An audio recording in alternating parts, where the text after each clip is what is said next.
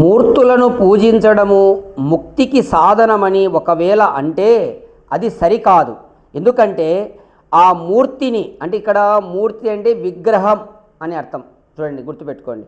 ఆ మూర్తి, ఆ విగ్రహాన్ని శిల్పి లేక పూజారి ఒక స్థానంలో బంధించుతున్నాడు. అంటే మనం కూడా విగ్రహాన్ని ఎక్కడ ఒక స్థానంలో పెట్టి దాన్ని బంధిస్తున్నాం. బంధించడం అంటే దాని చుట్టూ ఒక గుడి కట్టడము, దానికి డోర్ వేయడము, తలుపులు వేయడం, బీగాలు వేయడం చేస్తున్నారు, బంధించుతున్నారు. మరియు స్వయంగా అది జడమైనప్పుడు ఇతరులకు ముక్తిని ఏమి ఇవ్వగలదు? చూడండి, మహర్షి దయానంద సరస్వతి చెప్తున్నాడు, స్వయంగా మీరు ఏ విగ్రహాన్న పెట్టండి, అది జడం. జడం అంటే తెలుసు కదా, జ్ఞానం లేనిదేని. అలాగే కదలనిది, గతి లేనటువంటిది అని. గతి అంటే కదలకుండా ఉండేది, జ్ఞానం లేనిది అని అర్థం జడం అంటే.